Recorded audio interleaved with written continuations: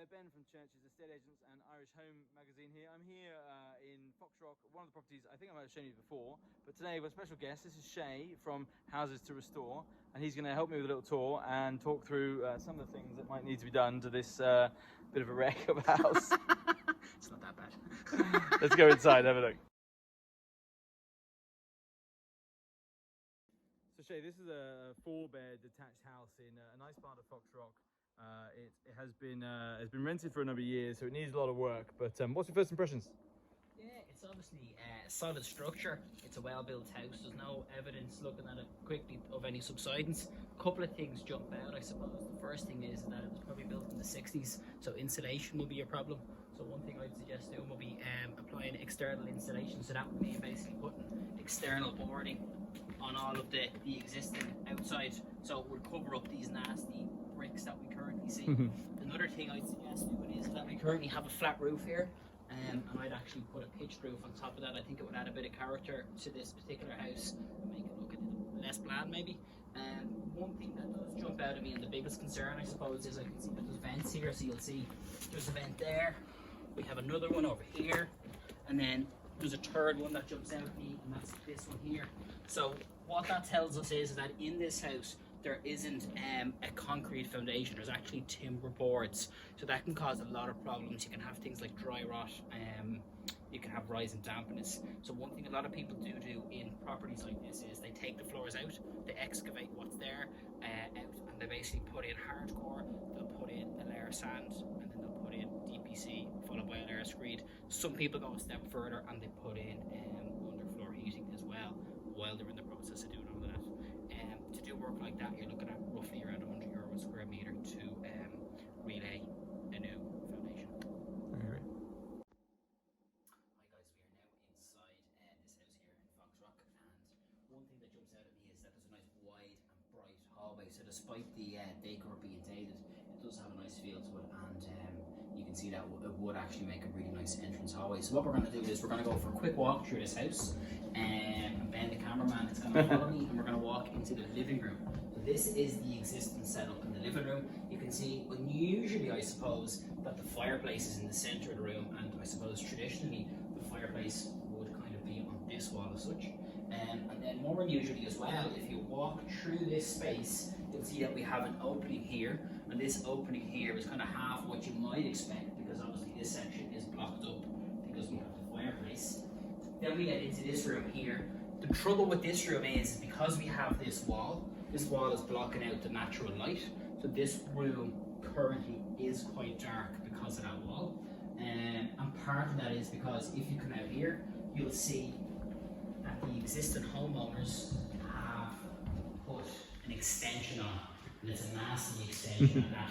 But because there's an extension here, what was there, the window or the old door, is gone, and that would have been letting the light in. So that's the trouble with that middle room at the moment.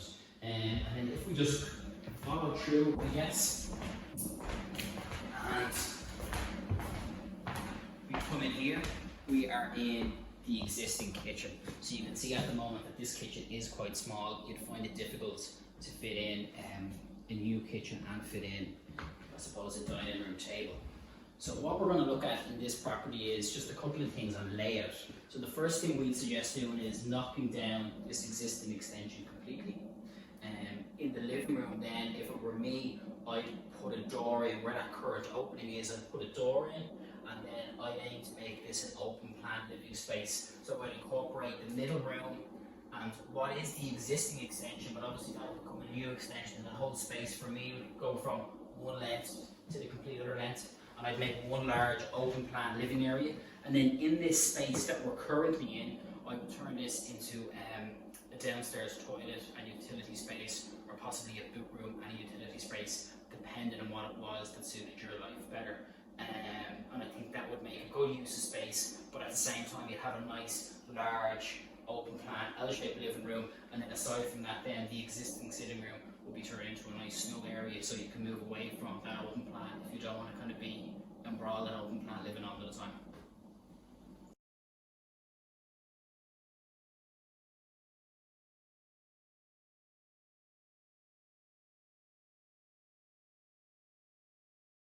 So guys, we are now on the first floor. The existing straight ahead, we have the master bedroom, and it has a funny little feature. What looks like a wardrobe is actually a shower. And then if we move out to the back, out through here, we have another double bedroom here in the back. We have a bathroom here, and then here we kind of have, it's not quite a box room, but it's not quite a double room, somewhere in between. Alright. One thing that jumps out to me about the layout up here is that the master bedroom, despite having a shower, it doesn't actually have an ensuite. So one thing that I think would be quite feasible to do from a layout point of view would be actually to incorporate the box room. So this is the box room that we're currently in, to incorporate the box room into the master bedroom by actually putting a door in here. So as we tap on this wall, you can hear that it's hollow. So this means that it's a stud partition wall. So what we can actually do here is we can very easily break through this wall and put a door in, and it would cost you a couple of €100 to do that because there's nothing structural. And then in this space, what we do in this space is that we'd actually suggest putting in another partition wall going across here. And in that partition wall, we put in a door in the middle of the partition wall. We'd lose the existing door, and we basically put in fitted furniture to the right and left hand side. So as you have a walk-in wardrobe space, and then this section of the existing box room from here onwards would become your ensuite. So you basically have a door here to the right hand side, but you'd lose this existing door, and that would mean your master bedroom would have a walk-in wardrobe and it would have an ensuite. So we just discussed the master bedroom and the box bedroom, and incorporating the box bedroom into the master bedroom by creating your opening here and closing off this opening and bringing in your walk-in wardrobe and your ensuite. Now, the downside to doing that is that you lose a bedroom, and a lot of people will want 4 bedrooms, be it for children or for family members when they come to stay. But one of the advantages of this house is that you could go up to the next level, and there's plenty of scope and plenty of space on this landing to fit in stairs. So one option would be to fit the stairs in here and let them go up this way over the existing stairs and let them return up. And then you'd have a huge, big space in the attic. Or another option what other people on this stretch of road have done is they've removed the hot press, they've changed the location of the hot press, and they've put the stairs to the attic in this central location. However, one problem that I'd see with that is that your stairs then will be going up into the middle of the room. They'd be in the middle of the room, and it might just cause a little bit of a layout issue upstairs in the room. So I'd suggest bringing them, like what I was saying, and having them returning up over the existing stairs here, so it's there to one side of the room, and then so you get the benefit of the rest of the space in the attic. So Ben, let's walk down here and have a look at the back of the house.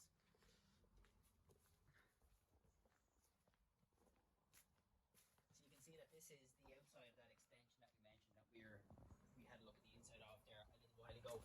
And unfortunately it's not a well-built extension, so really this would have to come down.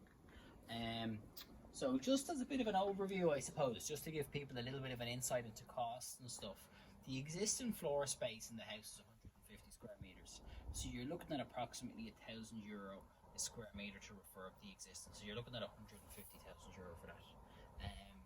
Then that wouldn't include external insulation. So if you're looking to externally insulate on a house of this size, you could be looking at up to €35,000 or thereabouts. It's an expensive process.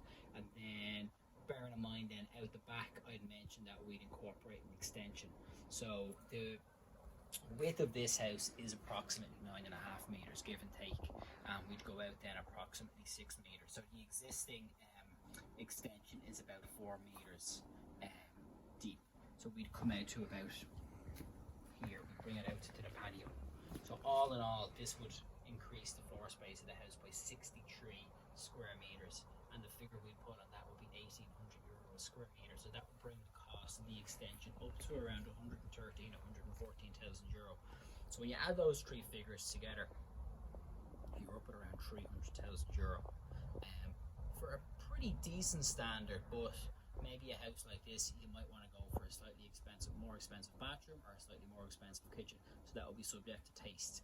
But I suppose realistically, a budget of €300,000 would get this house where you'd want it to be, and then depending on taste, you could go anywhere north of that.